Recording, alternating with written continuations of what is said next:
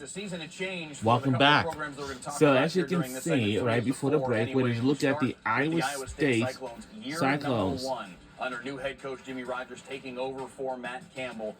Let's get a look at what he's going to have to deal with here in 2026. And in week 2, there is a new head coach who will be taking over in this upcoming fall season for Iowa State.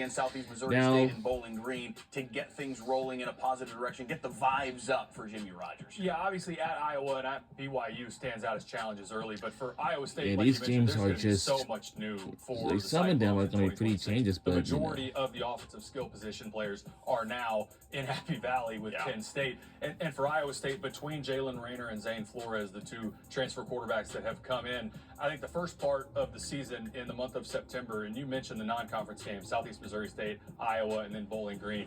Iowa State needs to figure out who their guy is during that stretch, because if you can gain some confidence in who your quarterback is, there's one thing we saw from Jimmy Rogers a year ago at Washington State. Think back to when that Washington State team went to Ole Miss and took them to the brink. And that was a much better Washington State team than I think a lot of people realized. Iowa State, I think, has that capability, but there's going to be so much new for this team. So a lot of it's going to come down to, can they solidify the quarterback spot? It helps that they have them at home, but on September 26th, game 1 in the conference against a very good Utah team. Welcome to the Big 12, Jimmy Rogers. Next up, the Kansas Jayhawks, year number 6 for Lance Leipold, trying to bounce back off of back-to-back 5-7 seasons. Let's get a look at what the Jayhawks schedule will look like in now we look at the Kansas State Jayhawks. Kansas Jayhawks. As the Big 12 continues to build out the international schedule, September 19th in London against Arizona State. That'll be an interesting trip for both of these programs as they get a chance to experience England. The London game, there's no doubt, is an opportunity for Kansas you'll have the eyes of the world really on the sport and playing at Wembley. But it's also important because if you think back to Kansas State and Iowa State a year ago, Kansas State loses that game in Dublin, and it took them almost 6 weeks to get their legs back underneath them. This is a big spot for Kansas. They have Missouri earlier in the season, and then you have a road trip at Utah coming up as well. So the schedule's not getting easier for Kansas, and this is a program that it's been very clear they want to take that next step and move beyond these 5-7 seasons, not just get back to bowl eligibility, but they're trying to get back up into the upper echelon of the conference. And the way that they're spending at NIL, the commitment in facilities in Lawrence, this is a big season for Lance Leipold to take that next step for the Jayhawks. Jalen Daniels graduates, and they need to figure out the quarterback as well. That's a big part of this offseason for Lance Leipold. Let's move to Kansas State now. The Wildcats in year number 1 under Colin Klein, another team with a brand new head coach taking over for Chris Klieman. Klein coming over from Texas A&M, was the offensive coordinator there, but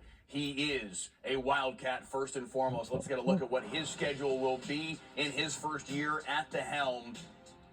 Difficult schedule in a couple of different key spots. The game against Houston week 6 on October the 10th certainly stands out. The non-conference schedule looks gettable, maybe an opportunity to build some momentum early on in the season. And another schedule in the Big 12 that's really a story of the first half and second half. For Kansas State, just one true road game until October 24th. So for Kansas State and the Wildcats, there are a lot of wins early in the season. Cincinnati on the road, that's their only road game until you get all the way to week 8. Then once you get into that back half of October and all of November, they spend a lot of time on the road. I think that benefits, obviously, any new head coach and a new regime trying to build your culture, some opportunities early, Nicholls and Washington State at home. But I think that, again, September is going to be incredibly important for Kansas State, capitalizing on wins, because those road trips and some of the more difficult games happen in the back half of the schedule for Kansas State. It's a meat grinder at the back end. On the road against Arizona State, on the road against Colorado, TCU, Iowa State, all road games on the back half of the schedule. But they do have Avery Johnson back as QB1, and that helps to solve a lot of problems for you. That kid can play. No doubt, and maintaining a little bit of culture that's been passed over. And you mentioned it with Colin Klein. This is not somebody that's new to the culture and to the program. He bleeds purple and silver, and so for Colin Klein and Kansas State, I think it helps tremendously, like you mentioned, that Avery Johnson's coming back and that they spend the majority of the first part of the schedule in Manhattan. It is a complete reboot for Oklahoma State, but they bring in one of the hottest names in the coaching ranks in Eric Morris, who turned UNT into a college football playoff contender a season ago in the American Conference. Eric Morris in year one in Stillwater, dealing with this schedule for 2026.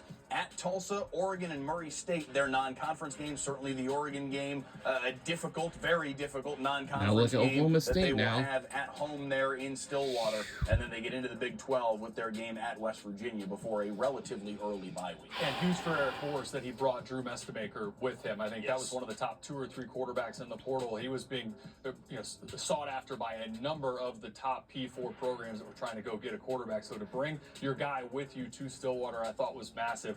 I think there's a chance, Oregon notwithstanding, there really is a chance that you could see Oklahoma State pick up a number of wins in the first part of the schedule. We just talked about this a minute ago with Kansas State. Oklahoma State needs to pick up wins early in the season because I do think the back half of the schedule is more challenging than that first part. Again, notwithstanding Oregon coming to Stillwater, but this is going to be crucial that you've got your guy in Drew Mestemaker that's coming with Eric Morris. This will not all feel new to them, and I think Oklahoma State will benefit tremendously from that. Drew Mestemaker is a real talent, and that may be enough for them to get things pointed in the right direction before they do really get tested in the back half of their Big 12 slate. The Big 12 is doubling down on these international games in 2026, and we will talk with the Chief Football and Competition Officer, Scott Draper, about what's ahead for the Big 12 when Inside the 12 returns. We'll be right back on either side again.